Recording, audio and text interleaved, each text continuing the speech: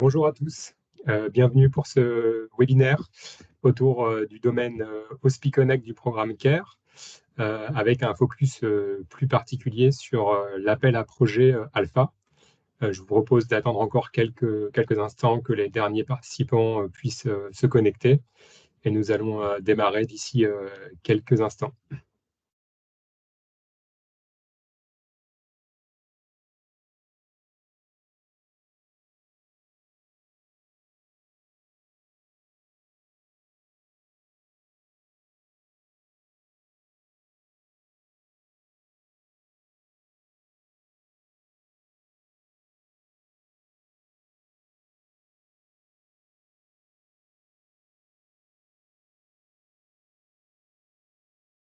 Très bien, je vous propose de démarrer.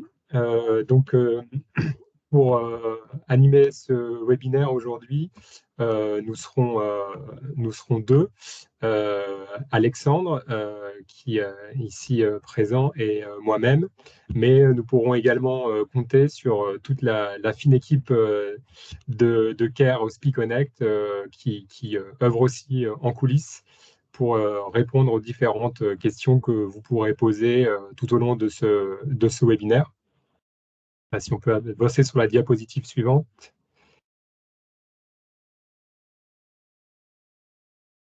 Et donc sur la diapositive suivante aussi, puisque j'ai déjà fait les présentations. Pardon. Donc aujourd'hui, on vous propose de dérouler ce webinaire en 3 parties.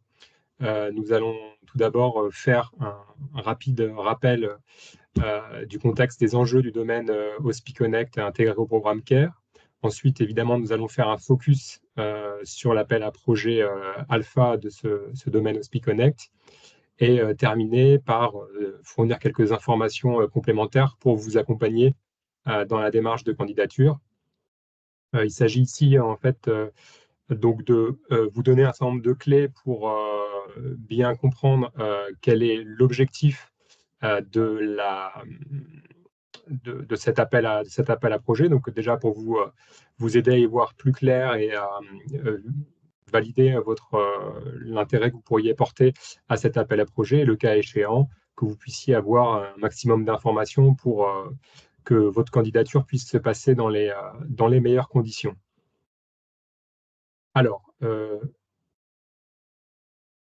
allons-y directement sur le domaine OSPI Connect, en démarrant par les contextes et enjeux, si tu veux bien avancer. Donc peut-être pour mémoire, alors déjà rappelons une chose, ce webinaire donc aujourd'hui, en ce vendredi 22 mars, juste repositionner quelques éléments de contexte, puisque le cahier des charges a été mis en ligne sur le site de l'Agence du numérique en santé la semaine dernière, et le guichet de candidature a été ouvert ce lundi. Donc effectivement, l'objectif ici, c'est quelques jours après cette ouverture, de se proposer ce webinaire pour vous aider à répondre à un maximum de questions. Donc, on a ici essayé de vous présenter un maximum d'éléments pour anticiper le maximum de questions que vous pourriez avoir. Mais évidemment, on va faire un certain nombre de pauses sur les différentes parties pour essayer de répondre au maximum de questions que vous pourriez avoir durant cette présentation. Alors, en termes de contexte et d'enjeu, OSPI Connect donc a pour objectif d'accélérer l'adoption par les établissements de solutions qui soient conformes au référentiel d'identification électronique, mais avec un objectif également de répondre à cette conformité au référentiel en proposant et en mettant en œuvre des solutions qui permettent de simplifier, et donc à travers cette simplification, de contribuer à la sécurisation de l'accès des professionnels aux services numériques sensibles. Donc, on a un besoin identifié qui est relativement clair, il me semble. On a un certain nombre de professionnels de santé. On est axé sur l'authentification des professionnels de santé qui ont besoin d'accéder à des systèmes d'information de santé, donc qui contiennent des données sensibles. Et l'objectif, ça va être d'apporter un niveau de qualité de l'identification et de l'authentification de ces acteurs pour l'accès à ces données de santé. On a un cadre légal qui existe déjà, donc on part pas, je dirais, d'une page blanche. On a un référentiel d'identification électronique qui est intégré à la politique générale des systèmes d'information de santé qui, depuis 2022, depuis sa date de publication, je dirais, couvre et décrit les exigences qui sont applicables aux différentes structures pour proposer des moyens d'identification électronique qui soient au niveau de qualité attendue. Donc, la démarche qu'on va proposer dans le domaine HospiConnect, je dirais, est complètement alignée avec les principes décrits dans ce référentiel d'identification électronique, et notamment dans la feuille de route qui est décrite dans ce référentiel d'identification électronique. Notre objectif, en revanche, va être d'accompagner l'écosystème pour mettre en place des solutions qui soient efficientes pour les structures et pour les utilisateurs finaux, qui répondent aux objectifs de ce cadre réglementaire global, hein. On fixe un certain nombre de principes. Il s'agit maintenant de transformer et d'accompagner l'écosystème pour mettre en place opérationnellement des solutions qui permettent de répondre à ces différentes exigences. Évidemment, il n'y a pas une seule façon de répondre à ces différentes exigences. Il y a une multiplicité de solutions qui sont possibles. Et donc, à travers ce premier appel à projet, notre objectif va être finalement d'identifier avec vous sur le terrain les solutions qui sont les mieux adaptées. D'une part pour les professionnels qui exercent dans vos structures de manière à effectivement répondre à cet objectif de simplification tout en étant sécurisé, mais également pour tous les services supports qui vont avoir en charge toute la chaîne de distribution de ces moyens d'identification électronique et d'avoir de l'efficience aussi au niveau de ces différents services. Donc, si on avance sur la diapositive suivante, peut-être pour repréciser un petit peu quelques grands principes sous-jacents dans ce référentiel d'identification électronique. Alors, il est notamment fait référence à la mise en œuvre d'un répertoire d'identité locale qui repose sur des processus formalisés d'alimentation et de mise à jour, avec des objectifs que ce référentiel soit à jour. Il s'agit certes de gérer correctement l'alimentation, mais également de bien refléter toutes les entrées et sorties de personnel avec la plus grande réactivité possible, d'avoir des données de qualité et d'avoir également un lien fort avec le répertoire sectoriel de référence lorsque le professionnel de santé concerné est effectivement enregistré dans ce répertoire sectoriel de référence. Un élément important, peut-être à bien avoir en visibilité, donc peut-être que vous connaissez le répertoire partagé personnel de santé, le RPPS, dans sa version, je dirais, plus historique, qui couvrait uniquement les praticiens relevant des 6 professions à ordre. Mais il faut avoir en tête que ce référentiel a été élargi plus globalement à l'enregistrement de l'ensemble des professionnels qui interviennent dans le système de santé, notamment depuis l'arrêté du 23 septembre 2022. Et donc, on va avoir un certain nombre, on y reviendra dans la suite de la présentation, un certain nombre d'enjeux à travers les processus et les organisations à mettre en place pour effectivement élargir ce périmètre et assurer le bon enregistrement des professionnels concernés par cet enregistrement. En regard de cette identité numérique donc qui est créée au niveau national, il va y avoir également un certain nombre de professionnels qui, eux, ne seront pas forcément couverts par ce référentiel et qui nécessiteront d'avoir un enregistrement maintenu dans le répertoire local que j'évoquais juste avant. Et donc, en lien avec ce répertoire d'identification, il y a un certain nombre de moyens d'identification électronique qui vont être mis à disposition des utilisateurs et donc adossés à cette identité créée préalablement et que j'évoquais juste avant.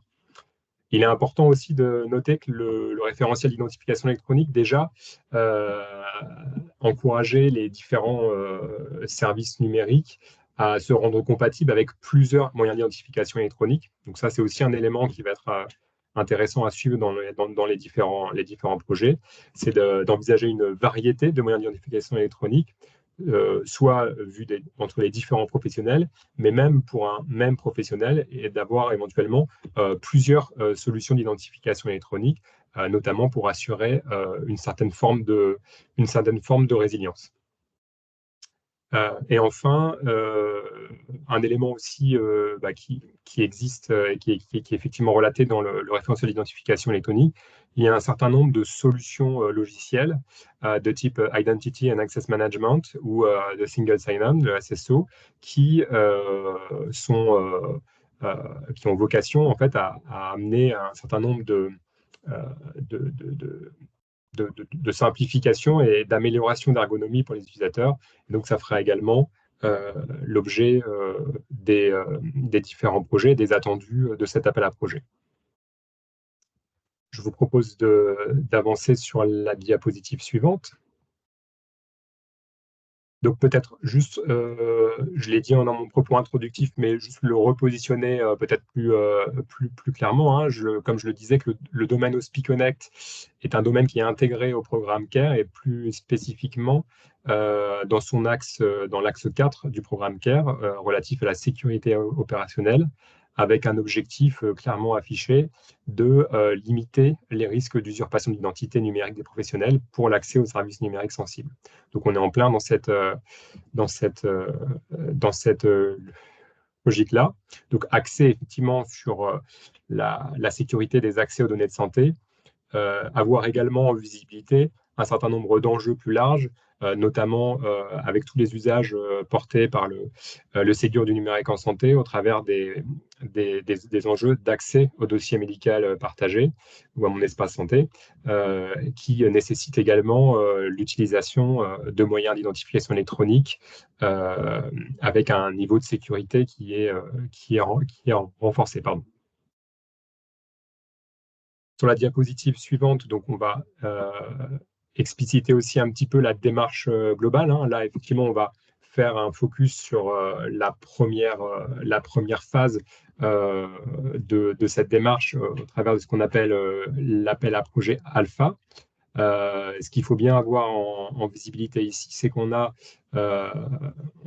cherche à adopter une démarche itérative de façon à éprouver sur le terrain, comme je le disais, des solutions qui soient efficientes. Donc, on n'est pas aujourd'hui à ce stade dans une logique de généralisation. On ne sait pas exactement, on n'a pas clairement identifié ce qui était pertinent de généraliser à l'ensemble de l'écosystème. Donc, c'est bien l'objectif de tester, d'expérimenter des choses sur le terrain pour voir ce qui est efficient, ce qui est efficace, ce qui répond aux objectifs, pour ensuite l'éprouver sur un plus grand nombre de structures à travers une phase 2 appelée bêta. Donc, on va essayer de tirer un premier bénéfice de cette première phase pour vérifier d'une part la réplicabilité de ce qui aura bien marché dans la première phase sur un plus grand nombre de structures, et l'ensemble de ces deux phases, alpha et bêta, ayant vocation à aider à préfigurer un dispositif de généralisation pour accompagner massivement l'ensemble des structures dans l'atteinte de ces objectifs. Un élément également important à avoir en visibilité, vous voyez ici qu'effectivement, on a, dans cette première phase d'appel à projet, limité le nombre de structures qui seront retenues par rapport aux candidatures fixées, hein, pour avoir une forme de réactivité, de suivi rapproché. Donc, si toutefois vous étiez amené à porter une candidature au niveau de la phase alpha et que votre candidature n'était pas retenue, voilà, ayez bien en visibilité que très vite derrière suivra une phase bêta dans laquelle il sera toujours possible de mener à bien votre projet en bénéficiant déjà de l'expérience de vos collègues à travers la phase alpha. Je crois qu'on est arrivé au bout de cette première partie de présentation. Et donc, je vais peut-être regarder s'il y a quelques questions, réponses sur lesquelles il serait nécessaire d'apporter des éclairages. Je vois qu'il y a déjà un certain nombre de questions qui ont eu des réponses. Alors oui, les professionnels des établissements médico-sociaux sont concernés par l'appel à projet. Je vais y revenir juste après. Je vois qu'il y a eu des réponses. Euh, ok, je vois pas d'autres questions. Je vois une main levée, mais il faudrait en fait, alors je ne l'ai pas reprécisé en introduction, il faudrait effectivement, vous n'avez pas la possibilité d'intervenir là directement, il faudrait poser votre question, soit dans la partie questions-réponses, soit directement dans la conversation.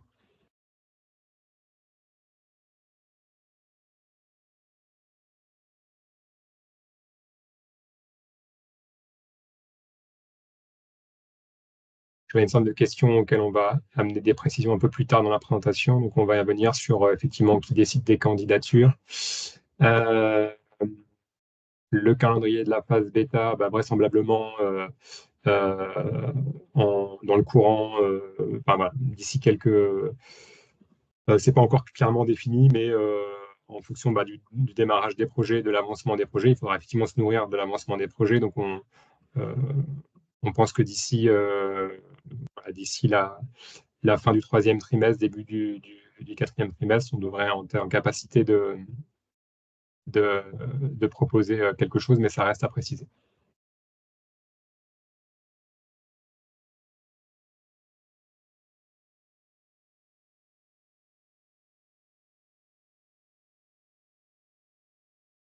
Alors non, je n'ai pas parlé d'un RTPS local, j'ai parlé d'un répertoire d'identité locale. Alors là, je fais référence au référentiel d'identification électronique, hein, donc rien de nouveau par rapport à ça.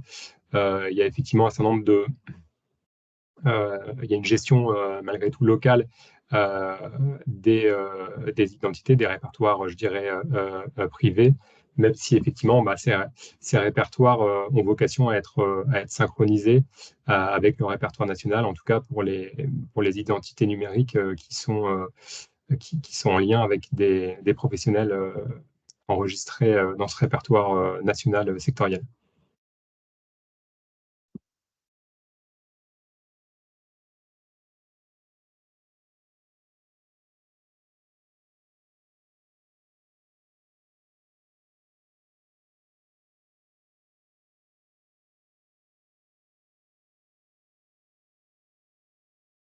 Et de ne pas rater de questions.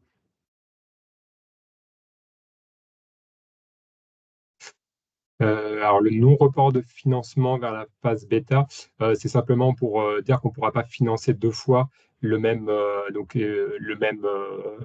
projet ou les mêmes dépenses. Donc, s'il y a un certain nombre de dépenses qui sont financées dans l'appel à projet alpha et que vous étiez amené à vous repositionner sur une phase bêta, ben, il n'y aurait pas la possibilité de financer deux fois les mêmes éléments. Donc cette petite phrase, effectivement, a vocation à mettre ces éléments en visibilité.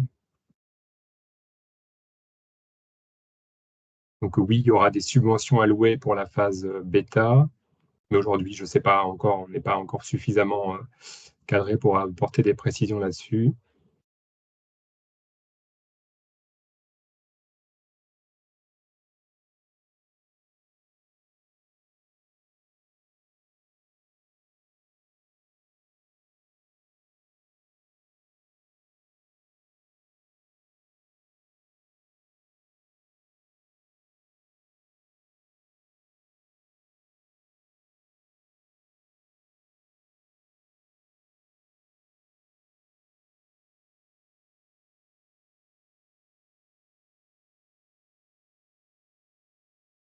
Oui, effectivement, bah, voilà, je vois une question si le projet de sécurisation et d'authentification est en cours de production dans notre établissement. Bah, oui, voilà, c'est difficile de répondre comme ça de manière macro, mais effectivement, l'objectif, si vous avez un projet qui est en cours et qui va répondre aux objectifs que je vais essayer de détailler juste après, euh, oui, tout à fait, vous êtes tout à fait éligible à vous positionner sur cet appel à projet, mais en voyant les questions, je me dis qu'on va probablement attaquer la partie suivante qui devrait répondre à un certain nombre de questions.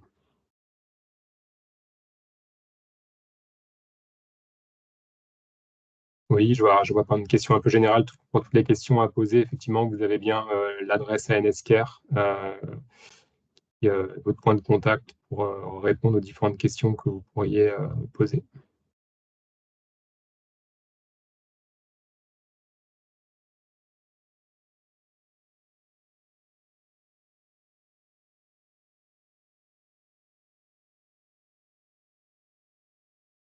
Alors, je vous propose on traite toutes les questions qui ne sont pas de façon auxquelles on ne pourra pas répondre, on les archive, enfin, on les enregistre bien et on essaiera d'apporter des réponses à l'ensemble si je n'arrive pas à traiter tout en séance. Donc, avançons sur la partie suivante, parce qu'il y a un certain nombre de questions qui sont, euh,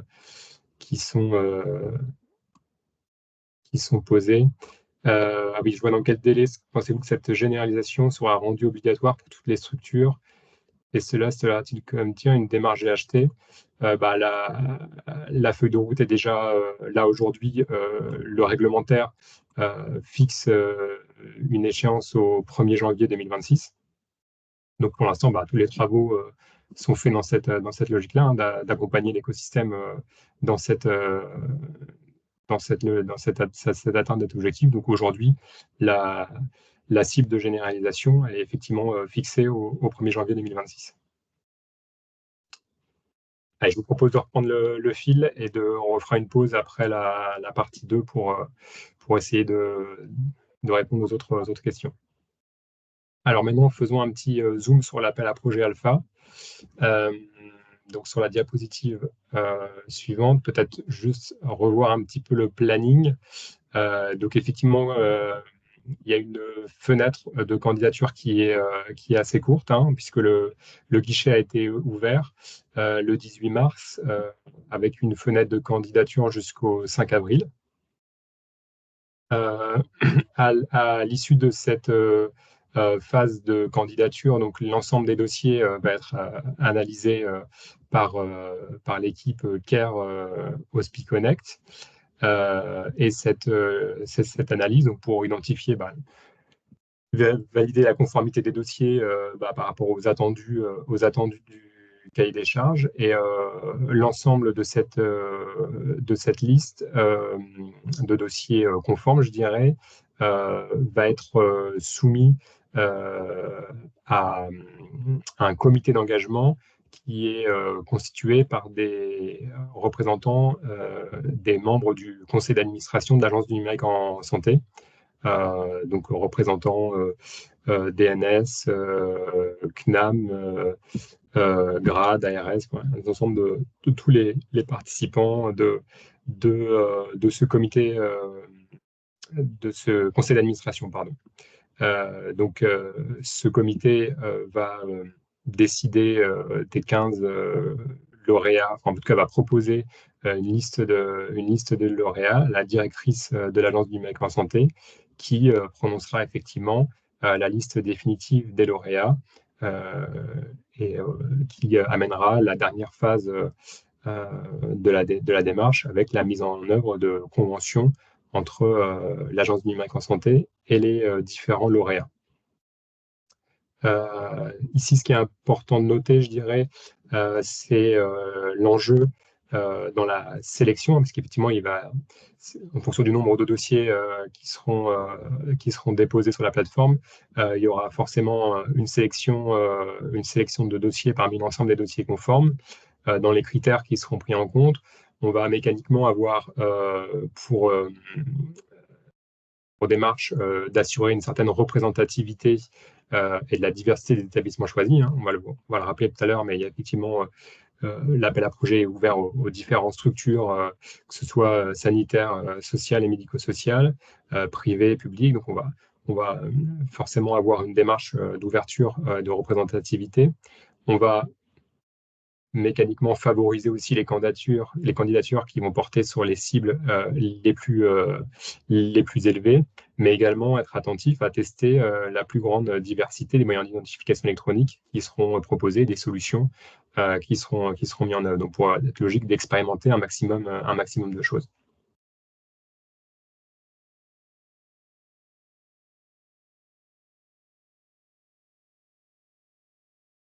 Alors, si maintenant on rentre un petit peu plus dans le détail des objectifs, hein, j'ai vu notamment passer une question sur quel était l'enjeu de participer. Euh, alors, il faut comprendre, en fait, la construction du cahier des charges et la façon de candidater vous permet de vous positionner selon trois niveaux de cibles. Donc, cibles correspondant à des objectifs à atteindre. tout en ayant bien en tête que chacune des cibles de niveau supérieur inclut mécaniquement la cible, la cible de niveau inférieur. Autrement dit, une structure qui candidaterait sur la cible 2 doit effectivement répondre aux objectifs de la cible 1, plus l'objectif complémentaire porté par la cible 2. Donc finalement, c'est la cible 1 qui constitue, je dirais, le niveau minimal, le projet minimal et l'objectif l'objectif minimal à atteindre par une structure candidate, donc qui est formulé ici sous la forme de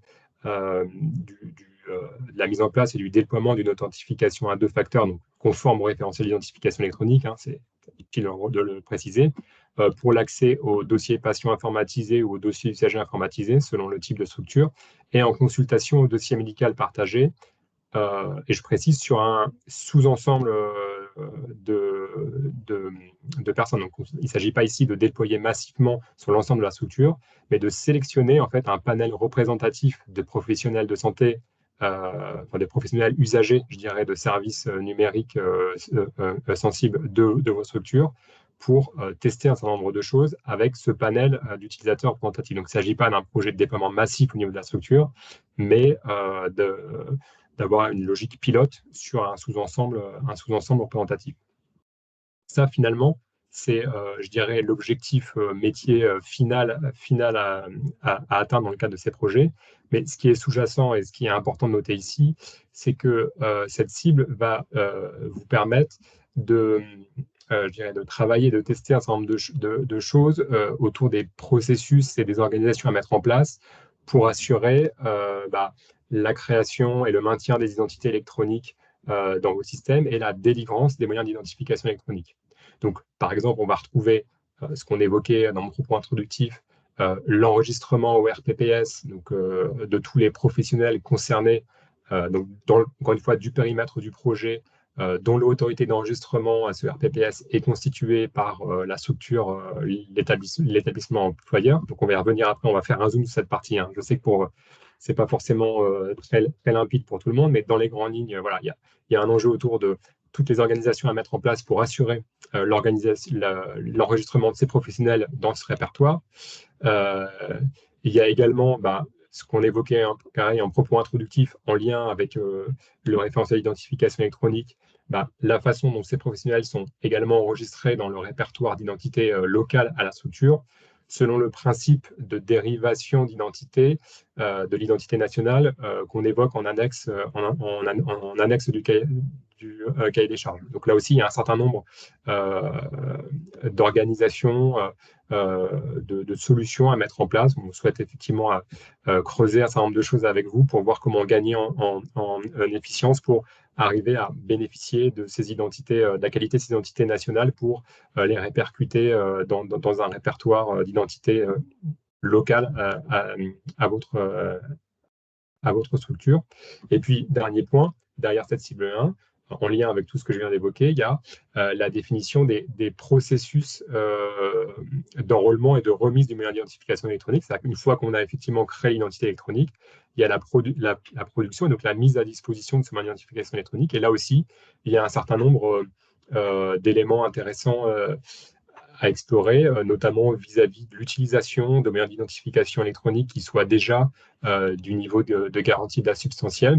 Je pense notamment à France Connect Plus, qui pourrait permettre d'envisager des organisations basées sur des procédures à distance pour la délivrance du moyen d'identification électronique, ou encore ce qui se fait aujourd'hui peut-être plus généralement, des organisations permettant d'avoir des rendez-vous en face à face pour assurer que la remise du moyen d'identification électronique soit faite effectivement à la personne représentée par ce moyen d'identification électronique. Donc voilà pour cette cible 1. J'en dis pas plus parce qu'on va juste après faire un petit focus pour essayer d'illustrer un peu plus précisément ce qu'il y a derrière ces différents éléments. Sur la cible 2, donc comme je le disais, la cible 2 en fait, correspond déjà à avoir atteint les objectifs de la cible 1. La différence, c'est que là, on va accompagner en plus les travaux de la structure pour développer des outils d'identity and access management et de SSO, donc là qui vont amener plutôt de l'ergonomie utilisateur, une plus grande facilité de gestion des problématiques d'authentification, et puis donc de fait l'opportunité d'augmenter le niveau de sécurité de l'identification électronique, puisqu'effectivement en la centralisant sur une brique d'identification, en fait on simplifie in fine les choses pour l'ensemble des outils métiers. Donc là aussi, la solution de SSO va se baser sur le répertoire d'identité locale, et ça permet effectivement d'avoir une plus grande variété de méthodes d'authentification, puisque ce type de système va permettre de proposer des méthodes d'authentification d'utilisateurs qui vont s'appuyer soit sur des moyens d'identification électronique nationaux, comme ProSanté Connect par exemple, ou des moyens délivrés en interne à la structure.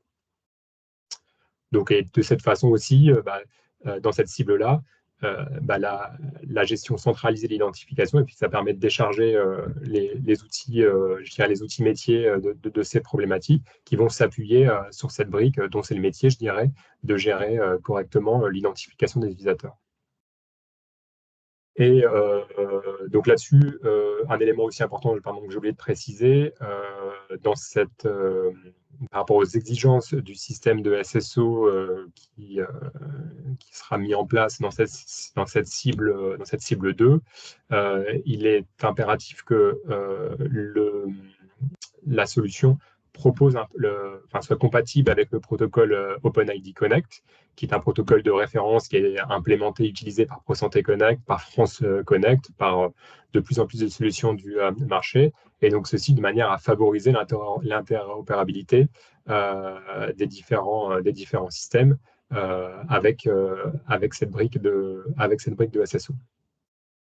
Enfin, pour terminer, la cible 3 va amener encore une nouveauté, un apport supplémentaire en termes d'ergonomie pour l'utilisateur, puisque là, on a atteint, dans ce contexte-là, les objectifs de la cible 1 et de la cible 2, et on va en plus proposer la capacité pour cette brique d'identification interne à la structure d'être reliée à ProSanté Connect, et donc d'apporter, on va dire, encore une ergonomie, une simplification pour l'utilisateur, puisque la connexion, je dirais, locale de l'utilisateur sur son système pourra être reconnue par ProSanté Connect. Donc là, on est sur un dispositif un peu plus nouveau, qui est à l'état de POC, je dirais, sur la partie, ça fait partie d'un élargissement de l'offre de ProSanté Connect. Et donc là, il va s'agir, à travers les projets menés dans le cadre de SPI-Connect, d'éprouver un petit peu cette nouveauté sur le terrain, de tester avec vous les apports de ce type de solution. Enfin, donc pour répondre à un certain nombre de questions, donc les profils de candidats effectivement sont affichés ici. Je crois que je l'ai déjà dit tout à l'heure, mais je vais bien le préciser ici. Donc le projet, effectivement, les candidatures sont ouvertes à tous les établissements de santé publics, privés d'intérêt collectif et privés, mais également aux établissements et services sociaux et médico-sociaux. Et on est sur des projets d'une durée de 7 mois. À compter de la signature de la convention que j'évoquais tout à l'heure dans les aspects planning.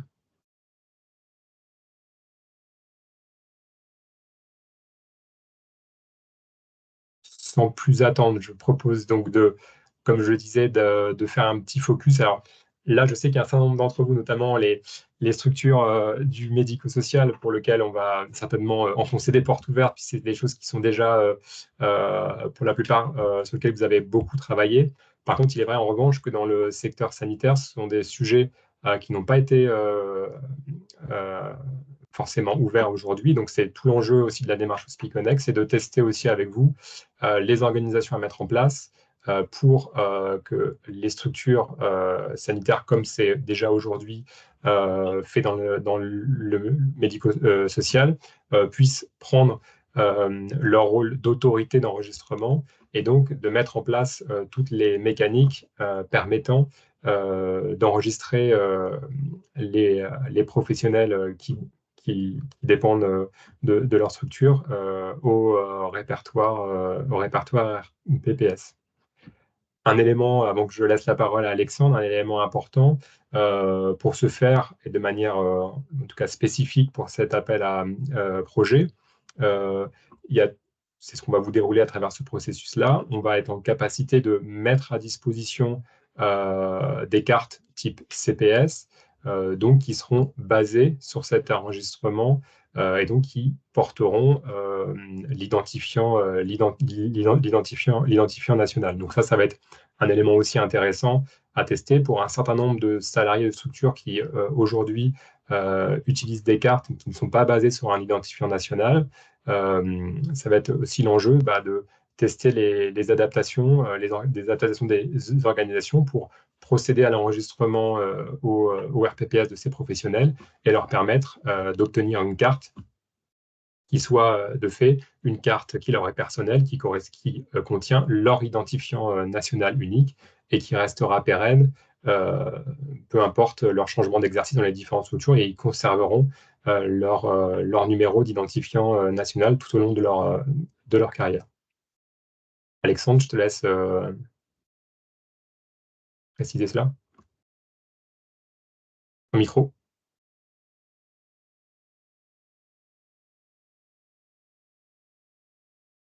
On t'entend pas.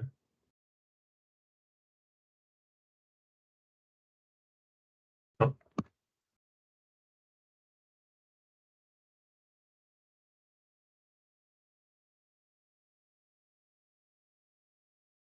non, t'entends pas, Alexandre.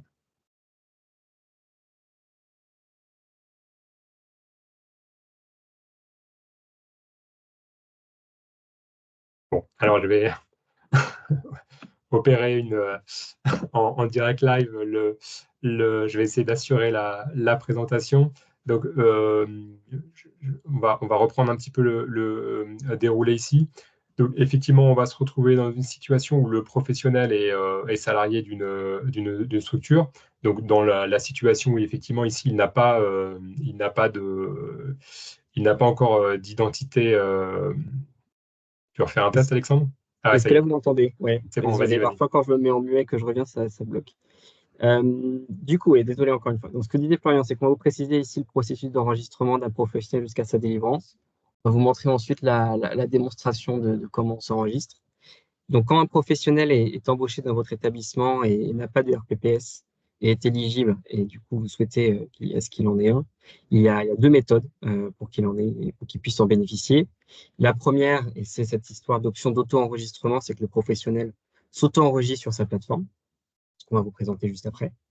Et donc, l'établissement, donc l'autorité d'enregistrement, donc vous, n'aura ensuite plus qu'à valider les informations et à les vérifier sur sa plateforme et pour qu'ensuite le professionnel ait son numéro RPPS. Une autre manière que le professionnel puisse avoir son numéro RPPS, c'est que l'établissement lui-même enregistre sur la plateforme le professionnel de santé avec les informations qu'il dispose. On vous montrera juste après ces plateformes-là, ces portails, pour que vous puissiez voir à quoi cela ressemble. Une fois que le professionnel a reçu son numéro RPPS, donc il le reçoit sous la forme d'un mail, et il a ensuite toutes les informations pour avoir son MIE, son identification électronique. Et du coup, il y a deux options les deux sont faisables. La première, c'est au bout de 48 heures, il puisse activer sa ICPS, donc notamment avec l'adresse mail et le numéro de téléphone que le professionnel ou l'établissement a saisi sur les plateformes d'enregistrement, ou commander sa carte professionnelle, donc avec le site MaCPS, et avec cette carte professionnelle, demander et activer sa ICPS ensuite. Ce qu'on vous propose maintenant, on va faire un petit focus plus précisément sur les plateformes d'auto-enregistrement, les plateformes d'enregistrement, pardon. Donc, j'ai partagé mon écran. On vous a fait une vidéo de démo. Juste pendant que tu fais la transition, je réponds à une Ouais. question en live. Là, il y a une question relative à l'utilisation de Tom Web Service. Donc, effectivement, bon, ça reste un service qui reste ouvert. Mais là, effectivement, pour bien préciser, l'objectif dans le cadre de l'appel à projet pour les populations qui sont éligibles à l'enregistrement au RPPS, ça va justement être de tester la bascule sur cette logique de fonctionnement Tom Web Service vers une logique d'enregistrement de ces professionnels au RPPS et donc délivrance d'une carte CPS adossée à cette identité nationale. Donc voilà, ça fait partie des objectifs de cet appel à projet, de tester ces organisations avec vous. Est-ce que vous voyez mon écran? C'est bon? Oui, c'est bon. Ok. Du coup, ce que l'on va vous montrer, c'est une petite vidéo où je vais la commenter en même temps. Donc là, je me suis positionné en tant que professionnel de santé qui cherche à m'auto-enregistrer et à avoir mon numéro RPPS. Donc, je suis sur la plateforme dédiée aux professionnels de santé. Un petit message avant de commencer, vous allez voir, c'est un environnement de test. Donc, il y aura des petites différences demain quand vous serez sur l'environnement en production, en tout cas l'environnement où vous pourrez vous-même vous enregistrer. Alors, je lance la vidéo. Du coup, le professionnel de santé, quand il souhaite s'enregistrer, il va sur France Connect et il va choisir donc, le moyen d'identification qui lui correspond pour récupérer ses traits d'identité. Donc là, en l'occurrence, j'ai pris quelque chose qui est très en lien avec un environnement de production. On choisit du coup son identité, ça arrive. On rapatrie du coup comme ça ces informations d'état civil et vous allez voir que tout va se pré-remplir automatiquement. Donc voilà, donc l'état civil ici va être directement pré-rempli, donc des données qui viennent directement de l'état civil. Et on va pouvoir ensuite commencer le processus d'enregistrement. La première information qui va demander, qui est très importante, ça va être les données de contact. C'est très important, notamment par rapport à la ICPS que j'ai évoquée juste avant, puisque ce sera là-dessus que le professionnel recevra des clés de code pour pouvoir activer sa ICPS. Hop, donc je mets un numéro factice. Ensuite, une fois qu'il a mis ses données d'enregistrement, on va passer à la situation professionnelle. On va pouvoir rechercher l'établissement dans lequel le professionnel va travailler. Donc là, pareil, vous allez voir, comme je suis dans l'environnement de production, j'ai un établissement factice qui est en l'occurrence une ARS. Demain, un professionnel ira bien sûr sur un établissement sanitaire ou médico-social. On précise la date de prise de fonction, sa profession. Donc là, en l'occurrence, je vais choisir autre professionnel et son rôle en lien avec la matrice des. On aura aussi le choix, même si vous, ça vous concernera moins, de choisir si le professionnel est salarié, libéral ou bénévole. Une fois que c'est terminé, on reconnaît les CGU, que le professionnel aura lu forcément. Il enverra et confirmera la demande d'enregistrement. Donc, côté professionnel, c'est tout ce dont on a besoin pour faire l'enregistrement. La seule chose qui sera demandée en plus, c'est éventuellement la carte d'identité qui va se rajouter pour respecter l'enregistrement substantiel qui sera du coup à télécharger durant ce processus. Une fois que ça s'est fait, le professionnel va recevoir un mail récapitulatif précisant donc que l'enregistrement a été fait et qu'il doit attendre du coup la validation de l'établissement dans lequel il va exercer. Donc voilà, donc c'est à ça que ressemble le mail en question. Et du coup, côté professionnel, il aura fait tout ce qui est nécessaire. Je vais passer maintenant côté établissement. Donc là, j'ai basculé sur le portail, comme vous voyez là-haut, autorité d'enregistrement, donc en l'occurrence les établissements. Et du coup, c'est là-dessus que les établissements vont se connecter pour pouvoir valider les enregistrements ou les faire de zéro dans le cas où il n'y a pas d'auto-enregistrement de la part des professionnels. Du coup, l'établissement va se connecter en utilisant ProSanté Connect et va arriver directement sur la plateforme. Donc, comme vous voyez sur cette plateforme, il y a 3 options possibles. Celle qu'on va explorer aujourd'hui, c'est la première, dans le cadre d'un auto-enregistrement où le professionnel, du coup, a demandé à être enregistré. Mais il y en a 2 autres en dessous. La deuxième, qui justement est dans le cadre d'un enregistrement de zéro, où il n'y a pas d'auto-enregistrement. Et le troisième, si vous voulez modifier un enregistrement, notamment par rapport aux situations d'exercice. On va s'attarder du coup sur le premier, où on aura, vous allez voir le professionnel que j'ai créé juste avant, donc qui est juste là. Donc il suffit du coup de cliquer sur sa fiche. de vérifier les informations qui sont saisies, éventuellement de modifier s'il y a des erreurs avec les petits crayons qui apparaissent sur la droite, de confirmer les informations légales et de valider.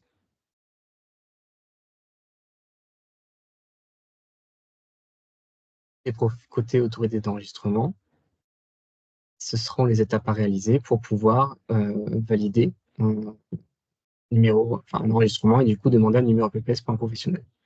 Donc là, vous aurez le récapitulatif.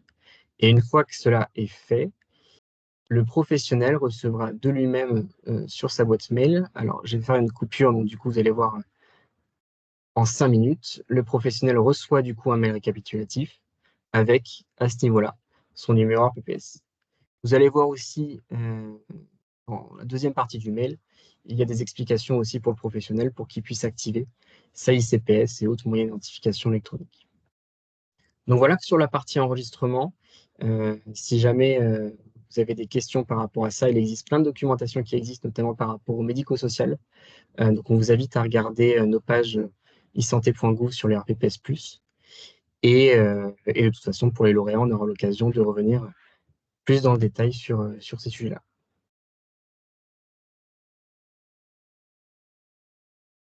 Il y a eu beaucoup de questions là sur toute cette séquence. Je propose peut-être de faire juste une petite pause pour essayer de répondre à certaines. Je ne pourrais pas forcément traiter tout. Il y a effectivement beaucoup de remarques sur la difficulté autour de l'usage de la ICPS. Donc effectivement, c'est tout l'enjeu de l'appel à projet, d'identifier toutes les solutions qui sont adaptées aux utilisateurs. Donc effectivement, on peut faire du Santé Connect autrement qu'avec la ICPS. On peut le faire avec une carte et on va voir par la suite également l'ouverture sur d'autres moyens d'identification électronique. Donc on n'est pas ici en train de dire que c'est impérativement la ICPS, justement parce qu'il y a les difficultés qui étaient remontées sur l'absence de téléphone, téléphone pro. Je pense qu'il y a une remarque aussi intéressante qui a été remontée sur le fait que le numéro RPPS, effectivement, il est personnel et permanent. Donc, on bascule de la logique qui est inhérente au principe d'une carte de personnel d'établissement qui était liée à un établissement. C'est tout l'enjeu, effectivement, c'est que le professionnel soit identifié à ce répertoire avec un identifiant, comme vous l'avez indiqué, qui est personnel et permanent, et donc qui garde cet identifiant au sein de ces différentes, activités. Et sur la logique de commande et de réception des cartes, effectivement, là, ce qu'on va chercher à travailler avec vous dans le cadre de ces projets, c'est la logique de commande de moyens d'identification du moyen type carte CPS directement par l'utilisateur.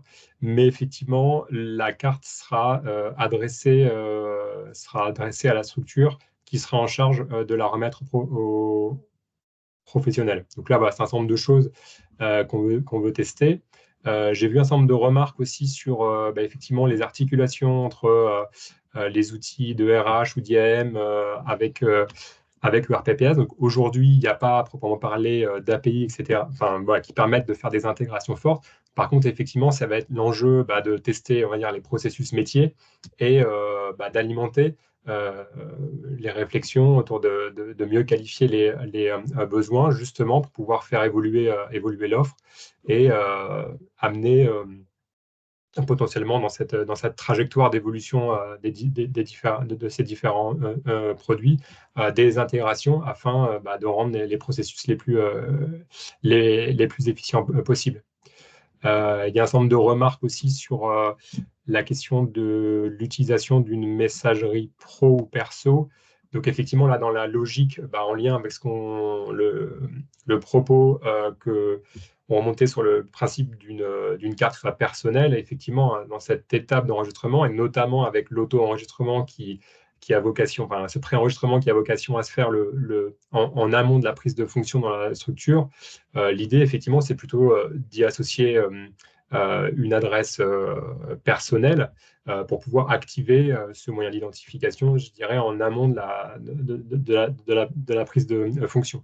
Après, effectivement, ce numéro peut être changé, hein, c'est pas du tout immuable, on peut faire évoluer ses coordonnées de contact par la suite, et notamment si après l'utilisateur préfère utiliser son adresse professionnelle.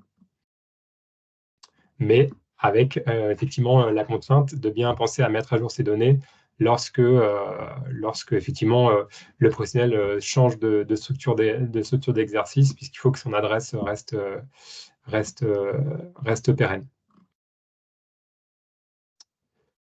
Donc oui, doit-on déclarer les départs des établissements? Oui, hein, c'est tout l'enjeu. J'ai évoqué tout à l'heure sur l'enjeu. Donc c'est pas tant de, enfin il y a effectivement l'enjeu de bien les enregistrer à l'arrivée, mais bien aussi de maintenir à jour les activités. Donc en fin d'activité, effectivement de déclarer cette fin d'activité pour avoir un référentiel qui soit toujours à jour.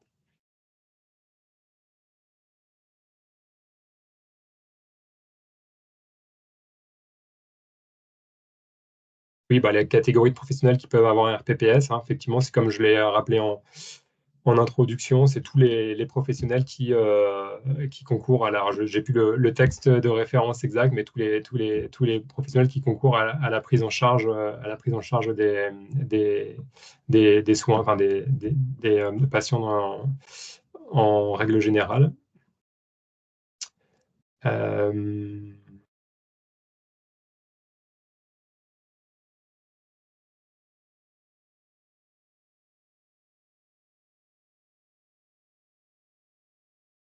Bon, après, effectivement, il y a beaucoup de questions très précises. Là, je pense que ça va être difficile de traiter tout. L'objectif, c'est effectivement, après, c'est d'affiner, de travailler de manière rapprochée avec vous dans le cadre des suivis des projets pour justement pour creuser toutes ces questions et puis améliorer, améliorer les choses là-dessus. Alors, je propose de faire de continuer là sur la suite de la présentation, hein. J'essaie de surveiller le temps, qu'on se garde un petit temps pour traiter l'ensemble des points. Alors, sans forcément être exhaustif, hein, parce que ça, c'est des éléments qui sont repris dans le cahier des charges. Par rapport à la façon dont les dossiers vont être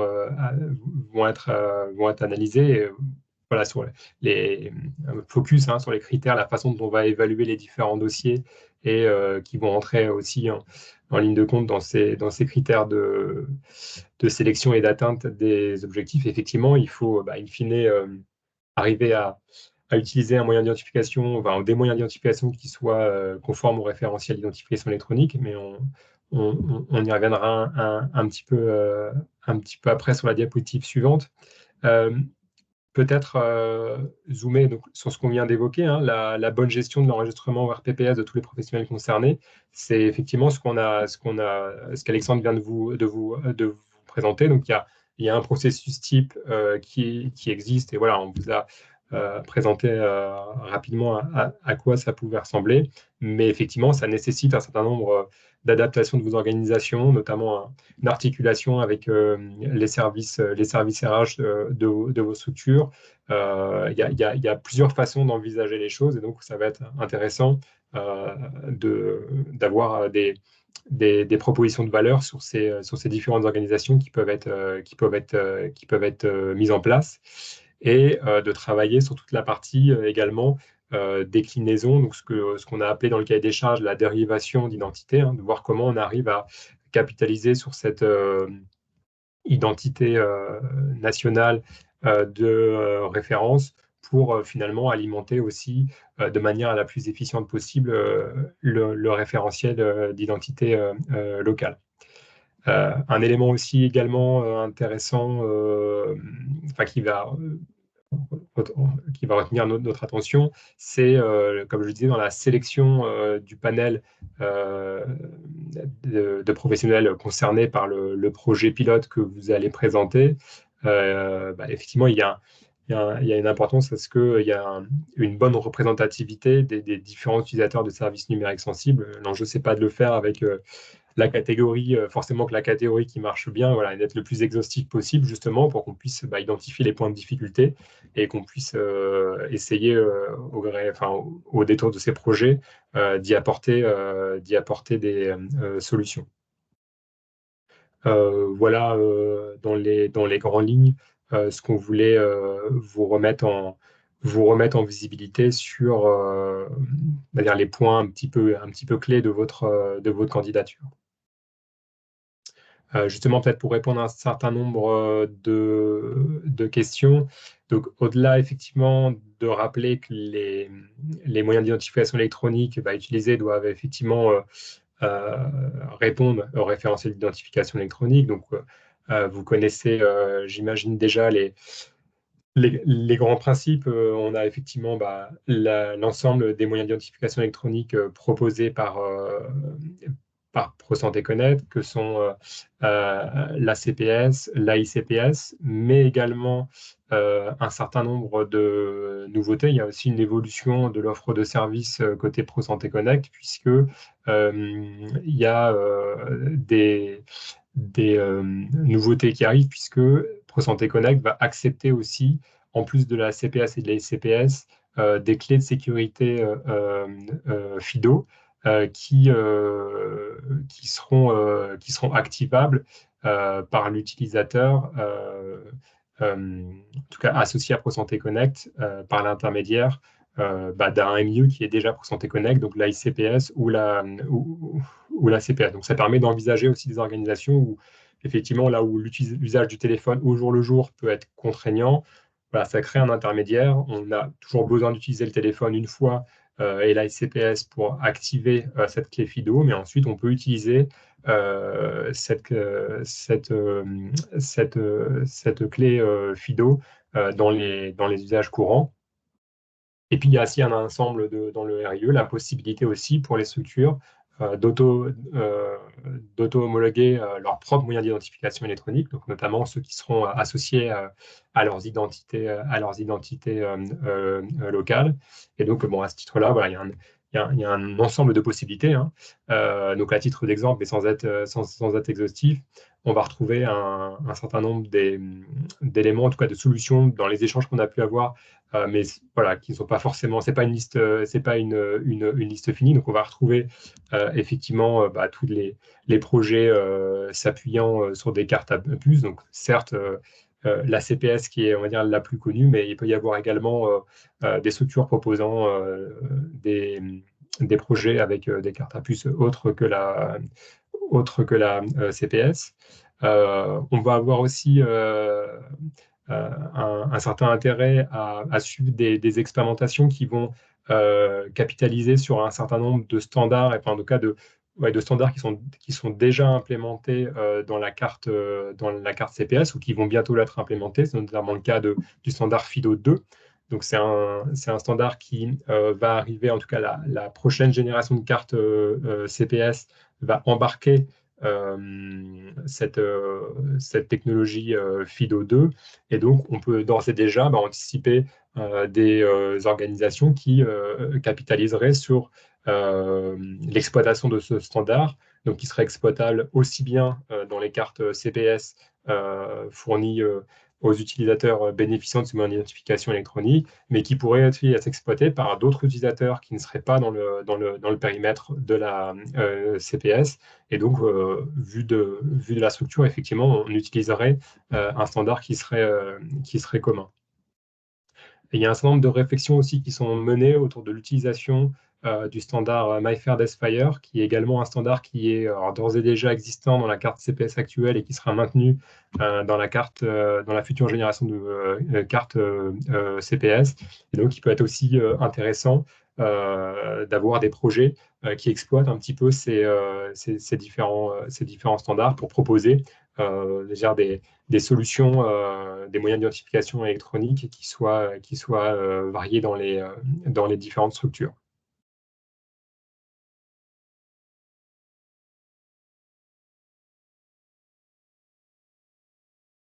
Je crois qu'on est arrivé au bout de la séquence numéro 2. Non, pardon, excusez-moi, il reste les modalités de financement, on y vient après, pardon. Euh, merci. Sur les quelques éléments ouais, de modalités de financement, pardon. Euh, c'est un élément important. Comme vous l'avez compris, donc il y a pour accompagner financièrement, au-delà de l'accompagnement qu'on pourra vous apporter sur un plan, je dirais, plus technique dans le cadre du suivi des projets, il y a également un accompagnement financier qui est proposé sous la forme d'une subvention. Une subvention qui est calculée sur la base des coûts réels qui seront déclarés en prévisionnel dans vos dossiers de candidature et en fin de projet dans le rapport financier final qui sera produit. Ces montants de subvention, ces montants sont plafonnés selon la cible du projet qui sera choisi. Donc, selon les montants là qui sont affichés à l'écran, que je ne vais pas forcément recommander ici, mais vous comprenez la logique, effectivement, d'encapsulation de la cible 1 dans la cible 2. Donc, c'est ce qui amène ici à ces chiffres-là. La cible 2 amène une subvention plafonnée à hauteur de 70 000 euros, puisqu'effectivement, elle cumule les objectifs cible 1 plus cible 2, et ainsi de suite pour la cible 3. Et vous notez également le plafond de subvention qui est augmenté de manière générale de 5 000 euros dès lors que l'option d'auto-enregistrement a été retenue. Donc, je fais référence au processus que vous a présenté Alexandre juste avant, dans lequel on va effectivement favoriser les organisations, dans lequel le professionnel va venir s'auto-enregistrer avec un France Connect sur la plateforme d'enregistrement ou RPPS, préalablement à la validation de l'activité par l'autorité d'enregistrement.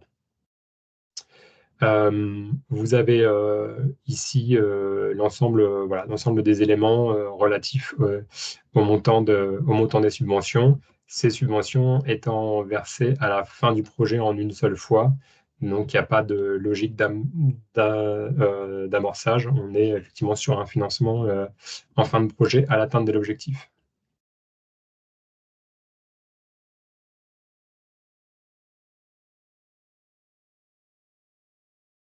Alors, avant de passer effectivement à la troisième séquence, cette fois-ci, si je n'oublie pas la partie financement, euh, est-ce qu'il y a un certain nombre de questions? Euh,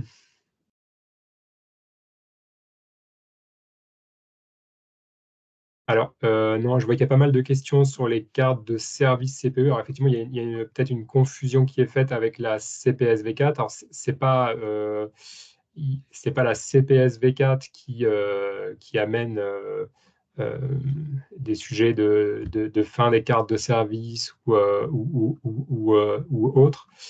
C'est effectivement plutôt les travaux relatifs à notre objectif d'atteindre le niveau de garantie d'AS substantiel pour les moyens d'identification électronique mis à disposition par l'Agence du numérique en santé, qui nous amène à re-questionner tous les processus liés à la mise à disposition de cartes de service, de cartes anonymes, etc., qui effectivement vont poser un certain nombre posent en tout cas d'ores et déjà un certain nombre de questions pour pouvoir atteindre ce niveau de garantie et d'assubstantiel. Donc, il y a un certain nombre de questions qui sont posées là-dessus, mais aujourd'hui, rien n'est, euh, comment dire, je dirais, défini. Il y a pas d'échéance. C'est juste effectivement un élément qui est mis sur la table et en réflexion, je dirais, mais on n'est pas du tout en train de se dire que là, à l'arrivée de la CPS V4, il y a une fin et un arrêt de ces services-là. Donc aujourd'hui, ça reste utilisable effectivement pour toutes les populations qui seraient pas concernées par l'enregistrement au RPPS et en tout cas pour dérouler le processus tel qu'on l'a présenté juste avant. Néanmoins, effectivement, on va être intéressé à tester avec vous un certain nombre de moyens alternatifs. C'est pour ça qu'on évoquait les sujets autour de l'exploitation de la technologie, du standard FIDO2, le Desfire ou autre carte pour justement avoir une gestion exhaustive de l'ensemble des populations. Alors, je vois qu'il y a des questions sur la double tente en interne de la structure. Oui, effectivement, hein, le référentiel d'identification électronique, en tout cas, c'est effectivement l'exigence, hein, c'est d'avoir une authentification à deux facteurs sur tous les services numériques dits sensibles. Et donc, un dossier patient informatisé, en tout cas dans la plupart des cas, enfin, c'est fait partie dans la définition d'un service numérique sensible. Un dossier patient informatisé, même étant en interne de la structure, est un service numérique sensible et donc, est soumis à cette authentification à deux facteurs. Comment dire, la, la perception enfin, la question que vous posez est peut-être liée au fait effectivement que dans le référentiel d'identification électronique, il est fait référence à la période transitoire jusqu'à cette échéance du 1er janvier 2026, où effectivement il y a un certain nombre de souplesse qui est amenée et qui fait un certain nombre de différences entre des services internes et des services accessibles depuis l'extérieur. Mais la cible, c'est bien effectivement d'avoir une authentification à deux facteurs pour tous les services numériques dits sensibles, dont le DPI fait effectivement partie. Donc c'est bien l'enjeu de cet appel à projet, c'est de raisonner à la cible. Hein, même si effectivement il y a une trajectoire, il y a des choses qui sont acceptables, qui sont possibles, en tout cas du point de vue réglementaire, là jusqu'à cette échéance-là, mais c'est bien effectivement l'objectif d'avoir une authentification à double facteur.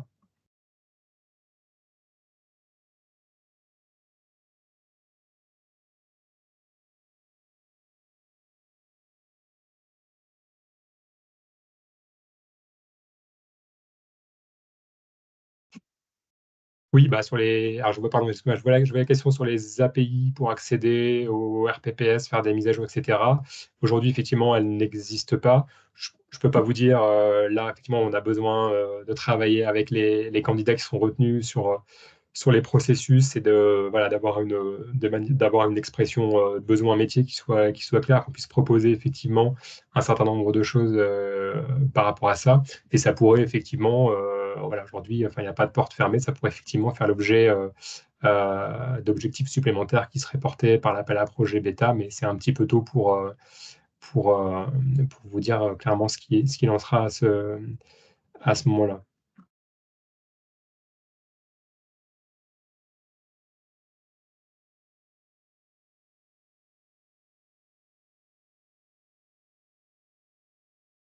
Oui, alors la cible à 100 utilisateurs, pardon, je continue.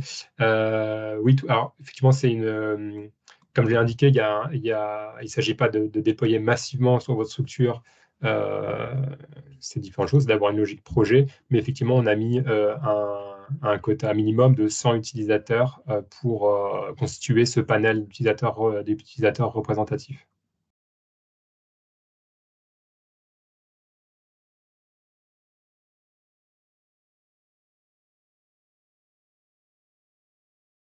La dépendance avec les DPI, oui, effectivement, vous avez raison.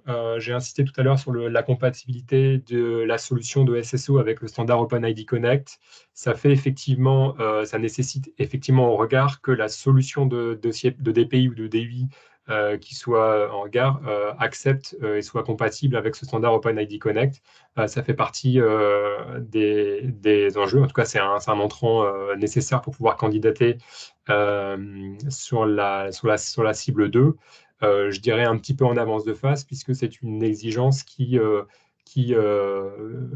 qui va être portée dans le Ségur Vague 2, sur le couloir hôpital, en tout cas sur la partie des pays. Donc il y aura effectivement cette exigence que les solutions de DPI soient conformes avec ce standard OpenID Connect.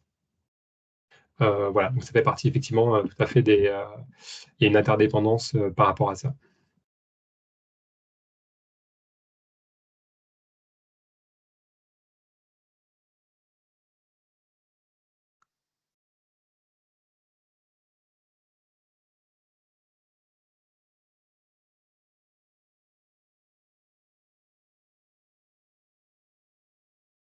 Utilisation possible d'une clé FIDO avec une CPS en dur la première fois. Alors, je ne suis pas sûr d'avoir compris la question, mais effectivement, il n'y a pas forcément, besoin d'une ICPS, mais il y aura un enrôlement de la partie FIDO à prévoir pour. Vous vouliez peut-être évoquer, peut-être vous faisiez référence à la capacité d'utiliser une clé FIDO pour se connecter sur ProSanté Connect. Effectivement, l'activation de cette clé FIDO se fera avec un moyen d'identification électronique déjà compatible ProSanté Connect. Donc pas forcément avec la CPS, la CPS étant possible.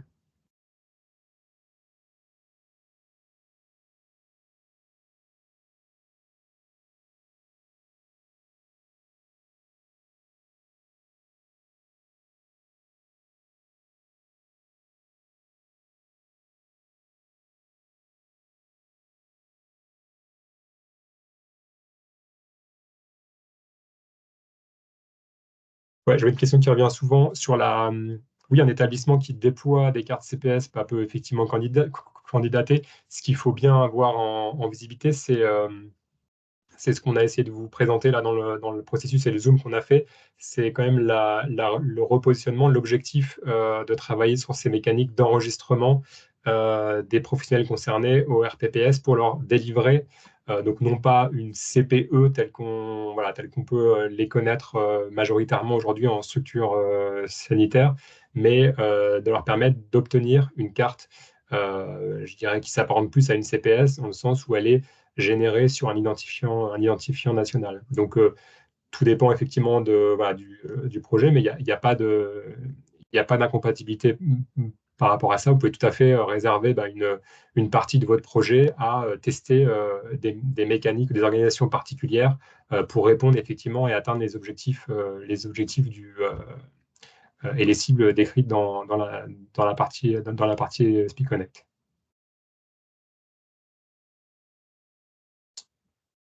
Donc oui, tout à l'heure je l'ai évoqué, je vais la date de sortie pour la prochaine version de CPS. Là, les premières cartes donc, seront mises à disposition a priori à horizon septembre 2024. Dans un premier temps, uniquement pour les candidats, réservés aux lauréats, je dirais, de l'appel à projet au Speak Connect, pour tester sur un échantillon réduit, et en tout cas pour tous ceux qui auront candidaté en s'appuyant sur la partie CPS. Donc c'est comme ça que cette nouvelle génération de cartes va être testée avec les lauréats.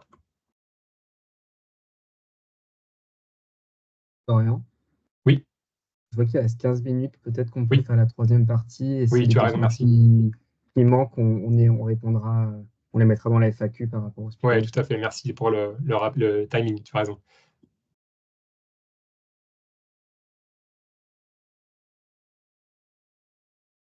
Alors sur la comment candidater, peut-être juste effectivement refaire un petit focus là-dessus. Donc, pour mémoire, je l'ai rappelé tout à l'heure, vous avez un accès à la démarche en ligne sur démarche simplifiée, hein, qui fait office de guichet de candidature. Donc, vous allez retrouver tous les éléments sur cette fenêtre-là. Une fin de fenêtre de candidature, donc au vendredi 5 avril à 14 heures.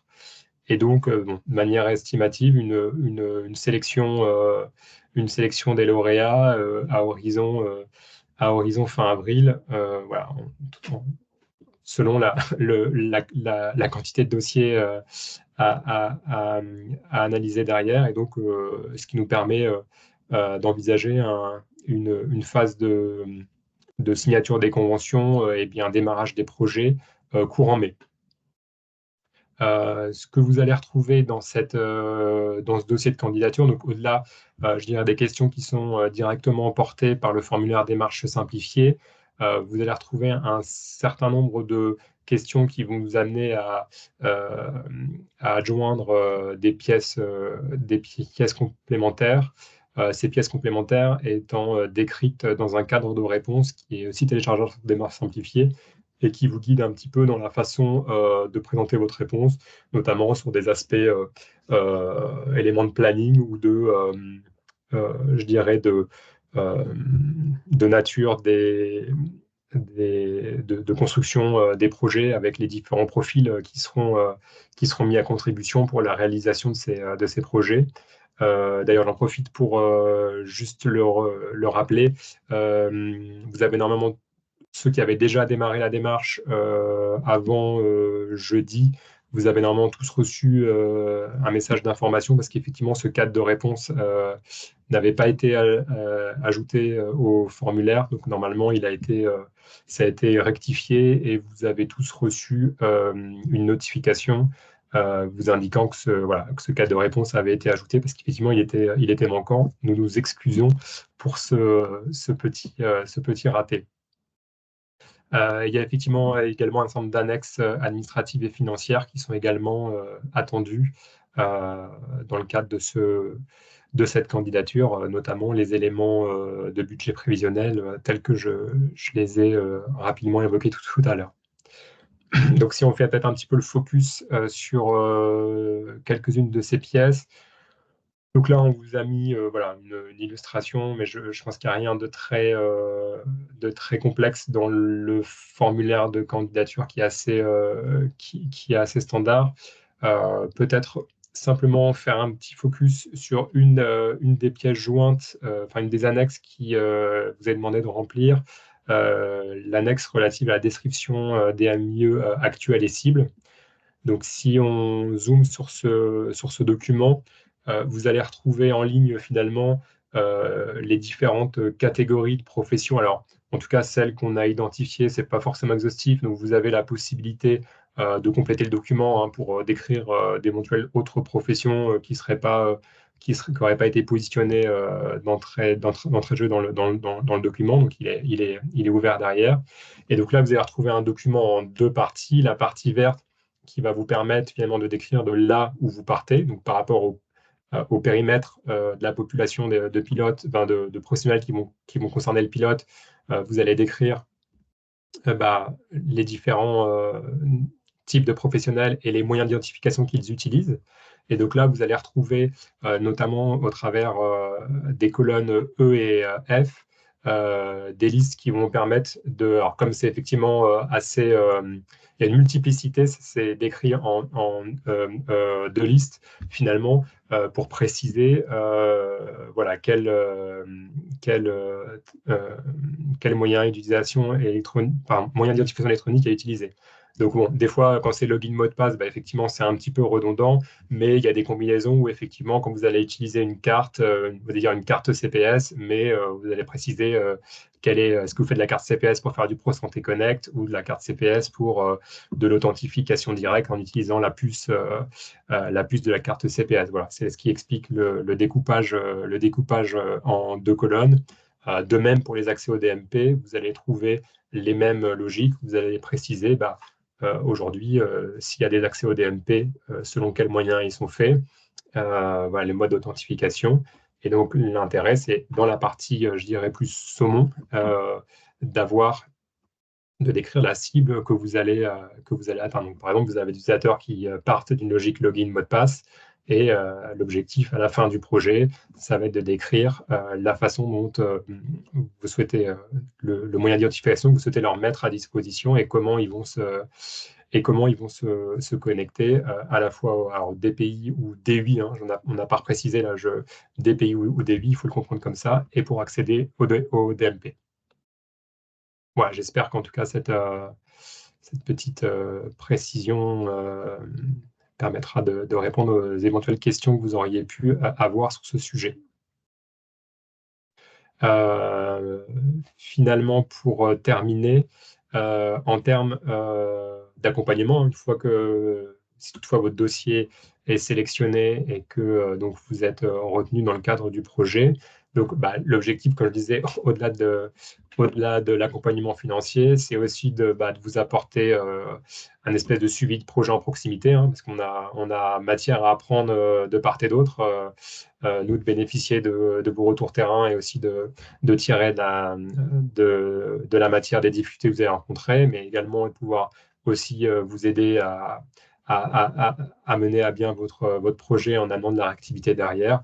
Et donc, on vous propose un mode d'organisation avec des points d'avancement réguliers, a priori mensuels, entre les différents lauréats et l'ANS, et avec un certain nombre de points aussi permettant de rassembler euh, un ou plusieurs candidats dans des séances communes. Donc, avoir des séances en bilatéral et à la fois des séances communes. Ça sera notamment le cas à minima de l'événement kick-off. Donc, effectivement, on réunira l'ensemble des lauréats pour rentrer dans un niveau peut-être de détail un peu plus que ce qu'on a pu faire là dans ce webinaire de présentation générale, pour rentrer dans un peu plus de détails et amorcer les projets le plus efficacement possible. Et on se gardera effectivement cette possibilité de faire également, en cours de projet, éventuellement de réunir l'ensemble des lauréats pardon, pour échanger sur des problématiques communes. Il y aura effectivement un suivi, un bilan d'étape qui sera fait, hein, pour mesurer l'avancement des différents projets, et puis emmagasiner de l'information au fil de l'eau. Parce que comme vous l'avez compris tout à l'heure, on va d'ores et déjà commencer à travailler sur l'appel à projet bêta, donc sur sa partie organisationnelle, pardon, mais effectivement, tous les apports qui vont être amenés par ces phases d'appel à projet bêta, on va aussi capitaliser dessus pour préparer avec vous finalement la deuxième phase bêta. Voilà dans les grandes lignes ce qu'on souhaitait vous présenter sur cet appel à projet. Donc, on rappelle, ça a été posé tout à l'heure dans le chat, mais effectivement, vous avez une adresse mail dédiée au programme CARE, dont SpeakConnect fait partie, donc ans-care@isanté.gouv.fr. La page dédiée au programme qui vous permet aussi de bénéficier d'informations. Voilà, on va enrichir au fil de l'eau.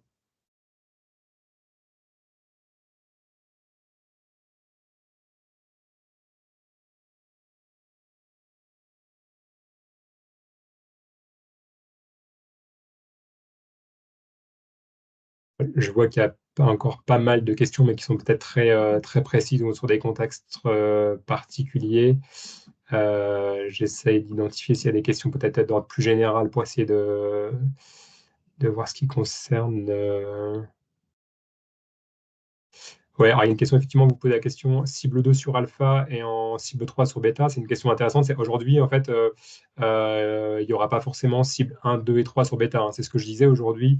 La partie bêta, c'est un principe général, mais on aura peut-être un découpage qui sera différent, ou peut-être que deux natures de projet, ou peut-être qu'une seule nature de projet. Voilà, aujourd'hui, la partie bêta n'est pas encore ne peut pas encore être, je dirais, figé, puisqu'effectivement, l'enjeu, c'est d'en apprendre plus sur Alpha. Là, on est parti sur une position de départ. On va expérimenter avec vous un certain nombre de choses, mais voilà, on arrivera peut-être sur une proposition différente sur la partie bêta. Donc, voilà, sur cette partie-là.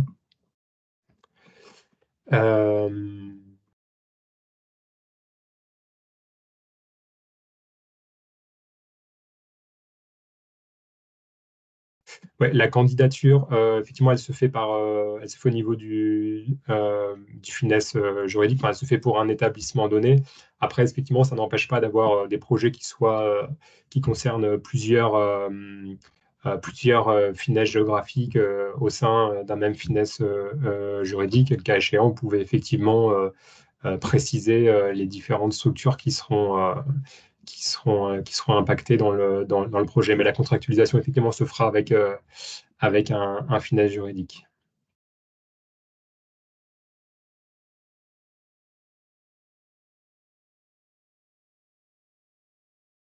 Sur les cartes CPS, sur la façon de délivrer les cartes CPS, alors, enfin, en tout cas, dans la cible, ça reste des choses qui sont à l'étude. Il y a différentes écoles, hein. Il y a effectivement un certain nombre dans les échanges qu'on a pu avoir déjà, des certain nombre de structures qui sont plutôt intéressées à continuer à recevoir en centralisé, à les distribuer, d'autres qui sont plutôt intéressées à ce que les cartes arrivent directement aux professionnels, ce qui effectivement est aussi une piste qu'on explore dans cette logique d'une carte qui soit personnelle, hein, qui soit plus une carte d'établissement, mais une carte personnelle de l'utilisateur. Donc à ce stade, comme je le disais dans l'appel à projet alpha, on ne sera pas encore en capacité de tester la mise à disposition, l'envoi à domicile, enfin en tout cas sur une adresse définie par l'utilisateur au moment de sa commande. Donc ce que je disais, hein, la carte sera remise forcément à la structure qui délivrera la CPS ensuite, mais voilà, ça fait partie des choses qui vont alimenter les réflexions et permettre de préciser ces différentes choses.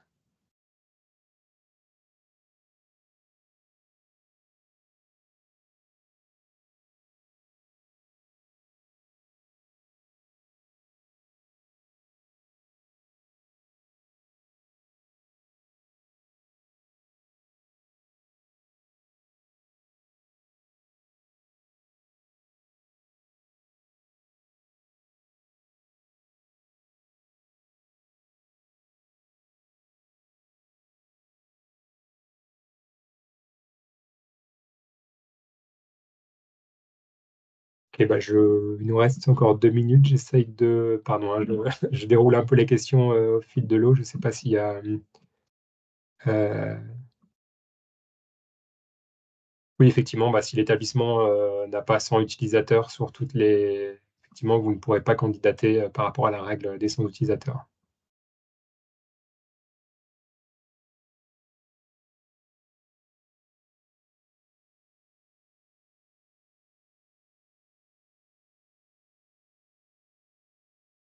Sur la question des éditeurs, effectivement, les éditeurs des pays ont-ils été interrogés sur la capacité à faire du DFA?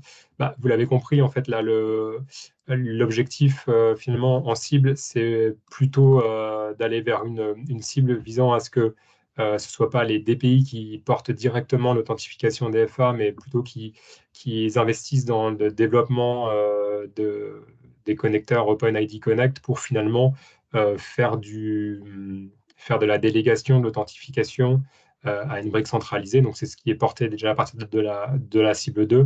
Néanmoins, effectivement, la cible 1 permet à des éditeurs qui auraient déjà investi dans ce type de solution, en tout cas, ou dans les structures pour lesquelles l'intérêt d'un SSO reste discutable parce que peut-être peu d'outils numériques et donc effectivement bah, la solution porte elle-même l'ensemble des usages métiers. Auquel cas, effectivement, bah, dans les différents couloirs du Ségur, on est sur des solutions qui ont été pour lesquelles, effectivement, il y a un encouragement, je dirais, à investir sur du Pro Santé Connect euh, pour, euh, pour répondre à minima sur cette partie-là avec un moyen d'identification électronique à 2 facteurs. Si votre DPI n'est pas compatible OpenID Connect, vous ne pourrez pas candidater à la cible 2, mais effectivement, vous pourriez candidater à la cible 1, sous réserve effectivement que vous puissiez monter une articulation avec votre DPI qui accepterait directement un moyen d'identification à 2 facteurs.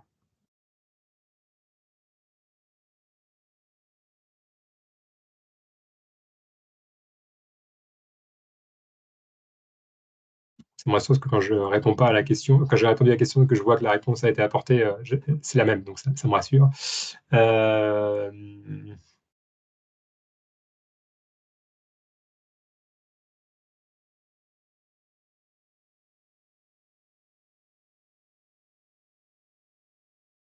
Euh, oui, sur les histoires d'alpha, bêta, il y a pas de problématique.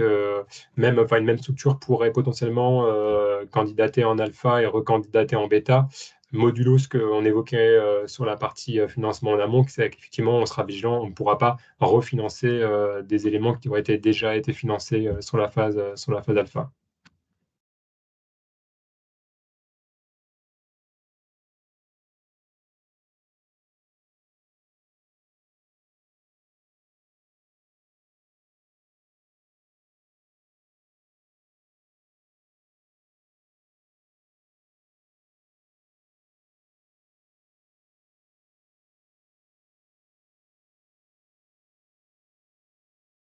Ah, pardon, j'avais pas vu cette question plus précise. Le dossier de 10 pages maximum regroupe-t-il le 2 et le 3 du cadre de réponse ou est-ce 10 pages par chapitre?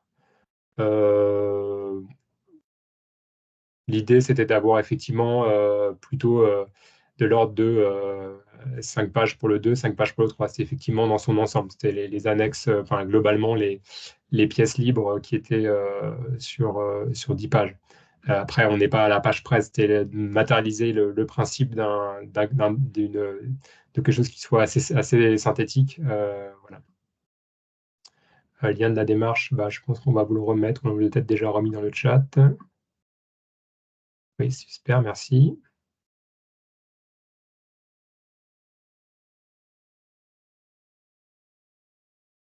Il est 15h33, on va peut-être clôturer ici. Désolé pour ceux à qui je n'ai pas pu répondre à toutes les questions, il y en a beaucoup. Sachez qu'effectivement, le webinaire donc, a été enregistré, donc le replay sera mis à disposition et effectivement, le support également sera en ligne dans la foulée avec le replay. Et merci pour toutes vos questions. On va prendre le temps de les regarder dans le détail et alimenter notre FAQ avec ces différentes questions et puis des réponses adaptées. Voilà, merci à vous pour votre attention et n'hésitez pas à nous ressolliciter donc sur l'adresse ans-care@santé.gouv.fr pour toutes les questions que vous pourriez avoir pendant cette phase de candidature. Merci à vous.